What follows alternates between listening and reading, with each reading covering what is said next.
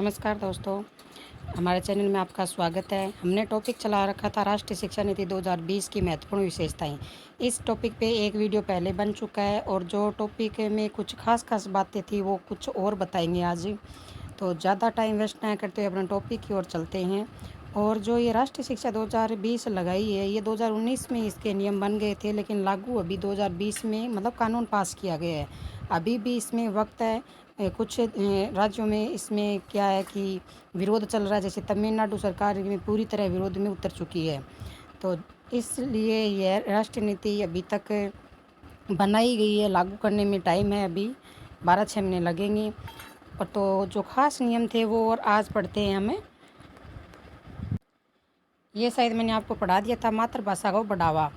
ये मातृभाषा को बढ़ावा में हम फिर से देख लेते हैं कि 5वीं कक्षा तक के मातृभाषा की शिक्षा का प्रावधान किया गया है कि 5वीं कक्षा तक जो बच्चे पढ़ेंगे वो मातृभाषा में ही पढ़ सकेंगे। अब हिंदी इंग्लिश से जो भाषा है इसमें ज़्यादा वर्णन नहीं दिया जाएगा बच्चों पे। दूसरा है, विद्यार्थियों को स्कूली शिक्षा के सभी स्तर में उच्च शिक्षा में संस्कृत को एक विकल्प के रूप में चुनने का अवसर दिया जाएगा। इतने दिन दोस्तों संस्कृत को क्या है कि 10th तक विषय था, उसके बाद संस्कृत में MA तो कर सकते थे, लेकिन जो 11th-12th में जो वैकल्पिक विषय था उसमें ये संस्कृत विषय नहीं था, लेकिन अब इसमें वैकल्पिक विषय के रूप में देखा गया है संस्कृत को। उसके बाद भारतीय संकेत भाषा यानी साइन लैंग्वेज को देश भर में मानकीकृत किया जाएगा और बधिर विद्यार्थियों को द्वारा उपयोग किए जाने वाले राष्ट्रीय और उच्च स्तरीय पाठ्यक्रम सामग्री विकसित की जाएगी। यानी जो मूक बधिर विद्यार्थियों के लिए क्या होगा, एक पाठ्यक्रम तैयार किया जाएगा विशेष रूप से। उसके बाद पाली फारसी प्राकृत भाषा को बढ़ावा देने के लिए राष्ट्रीय संस्थान भारतीय अनुवाद और व्याख्या संस्थान की स्थापना। अब इन भाषाओं के लिए अलग से संस्थान और व्याख्यान संस्थान की स्थापना की जाएगी। पहले ये विशेष नहीं था, नहीं ये विशेषता थी। उसके बाद 2030 तक स्कूली शिक्षा में 100% सकल नामांकन अनुपात है। तो 2030 तक अब 100% स्कूल में जो विद्यार्थी है उसका सकल नामांकन अनुपात पूरा होना जरूरी है और इसी पे विशेष जोर दिया जाएगा इस शिक्षा नीति में। 2030 तक स्कूली शिक्षा में 100% सकल नामांकन अनुपात यानी ग्रोस इनरोलमेंट रेटियो GER के साथ माध्यमिक स्तर तक एजुकेशन फॉर ऑल का लक्ष्य रखा गया है। यानी माध्यमिक स्तर तक 100% शिक्षा तक बच्चों को दी जाएगी, यानी 100% नामांकन होना जरूरी है विद्यालयों में।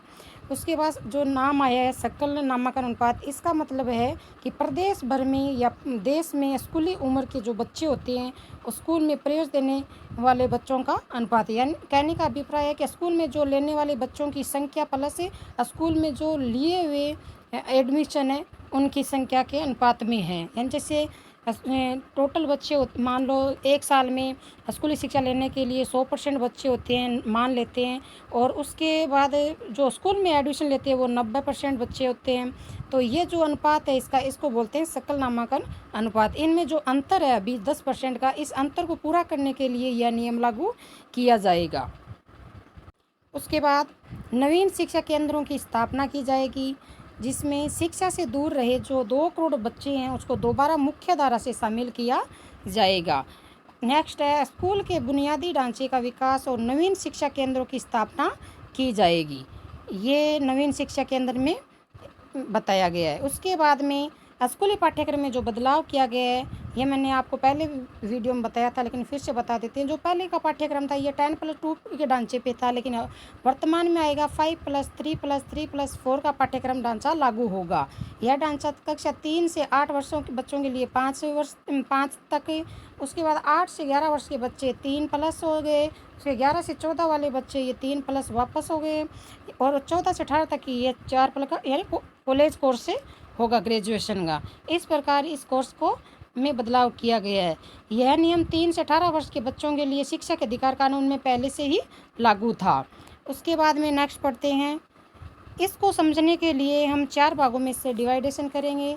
किस प्रकार, जैसे फाउंडेशन स्टेज में 3 से 8 वर्ष के बच्चों का कवर किया जाएगा, उसके बाद पहले 3 वर्ष के बच्चों के आंगनवाड़ी व प्री स्कूलिंग शिक्षा दी जाएगी, यानी जो 3 वर्ष के जो बच्चे होंगे, 3 वर्ष के बच्चे, उनको आंगनवाड़ी और प्री स्कूलिंग शिक्षा दी जाएगी।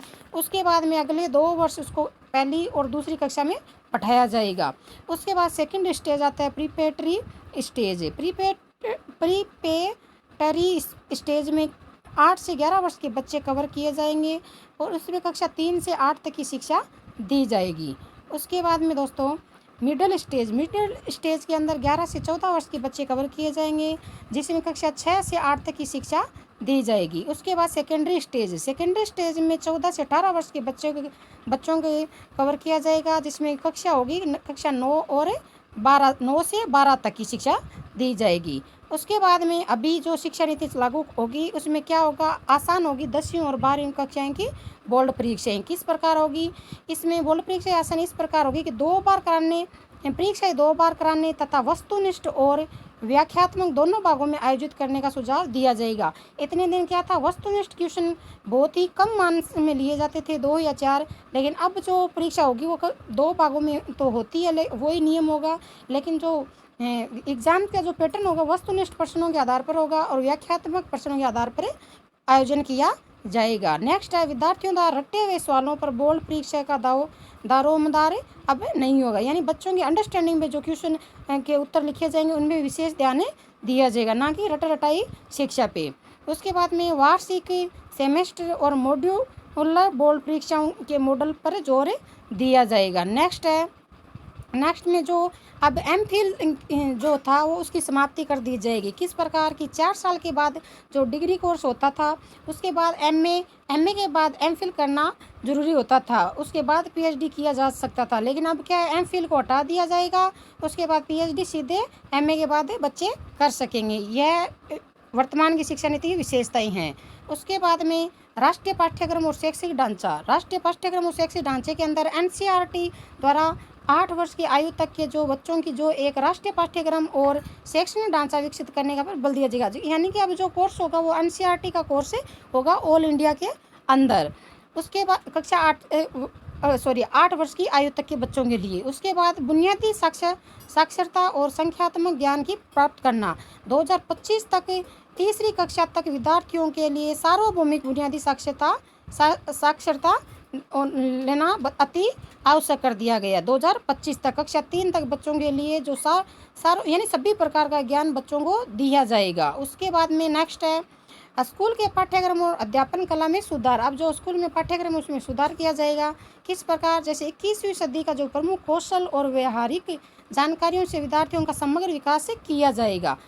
कौशल विकास और व्यवहारिक ज्ञान इनमें ज़्यादा दिया जाएगा। उसके बाद विद्यार्थियों को पसंदीदा विषय चुनने का अवसर भी दिया जाएगा। उसके बाद कला और विज्ञान के बीच पाठ्यक्रम और पाठ्येतर गतिविधियों के बीच और व्यावसायिक और शैक्षणिक विषयों के बीच सख्त रूप से कोई विभिन्नता नहीं होगी। पहले क्या था कि कला वर्ग का जो छात्र था वो विज्ञान में जा सकता था, लेकिन विज्ञान का जो छात्र था वो कला वर्ग में नहीं आ सकता। इस प्रकार जो अंतर था वो ख़त्म कर दिया जाएगा, यानी किसी भी विषय में कभी भी बच्चा एडमिशन ले सकता है अपनी रुचि के अनुसार। आर्ट का बच्चा साइंस में जा सकता है, साइंस का बच्चा आर्ट में जा सकता है, वो उनकी इच्छा पर डिपेंड होगा। उसके बाद इस नीति में कस्तूरबा गांधी बालिका विद्यालय का विस्तार 12वीं तक की करने का सुझाव दिया जा रहा है। वर्तमान में ये 10वीं कक्षा तक क्या शिक्षा दी जाती है। उसके बाद में पढ़ते हैं समान और समावेशी शिक्षा में सामाजिक और आर्थिक दृष्टि से वंचित जो समूह है उनको अवसर उपलब्ध कराए जाएंगे।